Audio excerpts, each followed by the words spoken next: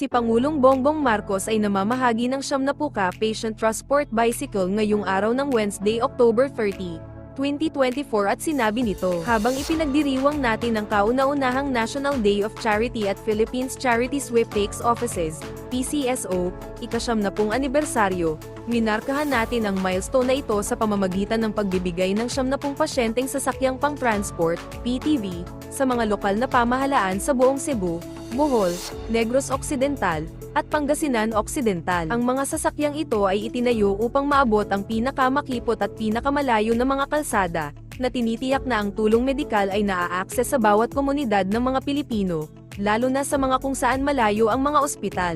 Habang ipinagdiriwang natin ang kauna-unahang National Day of Charity at Philippines Charity Sweepstakes Offices, PCSO, ika-70 anibersaryo, minarkahan natin ang milestone na ito sa pamamagitan ng pagbibigay ng 70 pasyenteng sasakyang pang-transport, PTV, sa mga lokal na pamahalaan sa buong Cebu, Bohol, Negros Occidental, at Pangasinan Occidental. Ang mga sasakyang ito ay itinayo upang maabot ang pinakamakipot at pinakamalayo na mga kalsada, na tinitiyak na ang tulong medikal ay naa-access sa bawat komunidad ng mga Pilipino, lalo na sa mga kung saan malayo ang mga ospital. Sa layuning 1,000 PTV ang ipapamahagi sa pagtatapos ng taon, bubuo kami ng isang bagong Pilipinas kung saan ang tulong ay hindi kailanman hindi maaabot. Quirino Grandstand, Manila, ika-30 ng Oktubre taong 2024. Robles.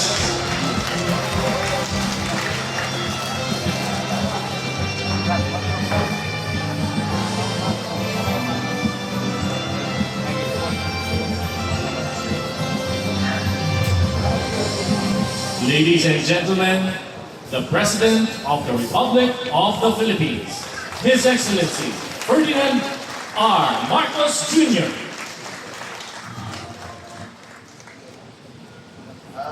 Magandang hapon sa ating mga beneficiary na LGU. And first, bating po PCSO Chairman Felix Reyes, PCS General Manager Mel Robles, at yung ating kasama sa pamahalaan.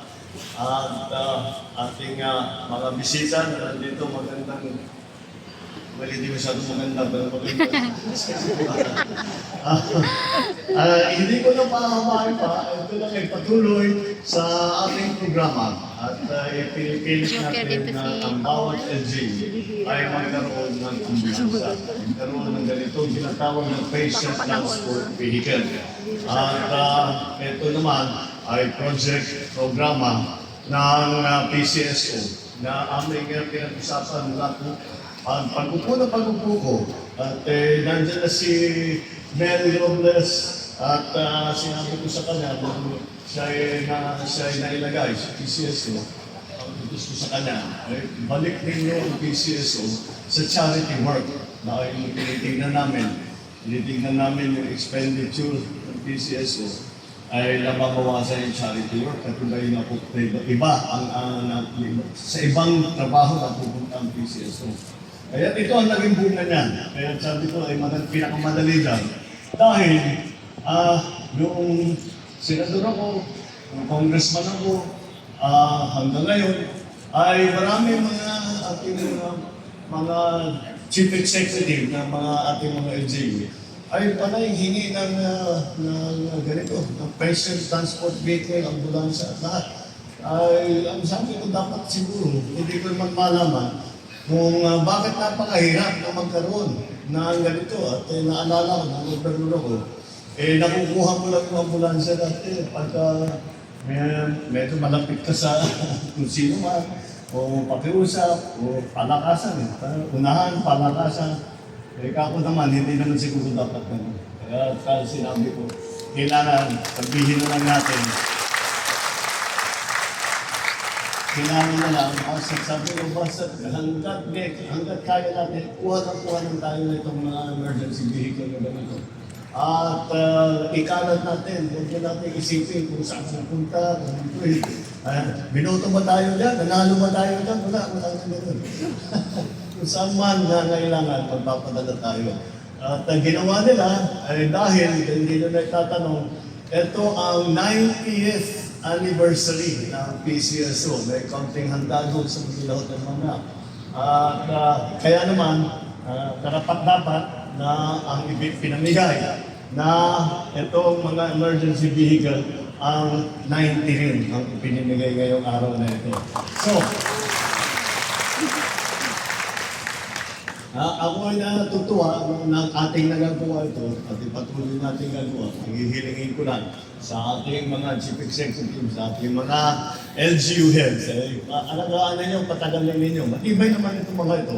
Basta't alagaan natin ng mabuti. Ang maganda rito sa pagpili namin itong modelong ito, madaming pyesa ito, madaling ayusin, kahit saan, makakahanap kayo.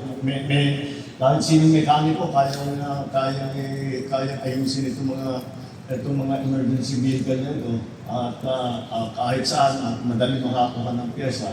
Dahil napakahirap pagka yung mga magaganda, masyadong magagandang ambulance ko din sa natatanggap namin, basta nasira, hindi mo na makikita na nakaparada na doon, nakamamuhay.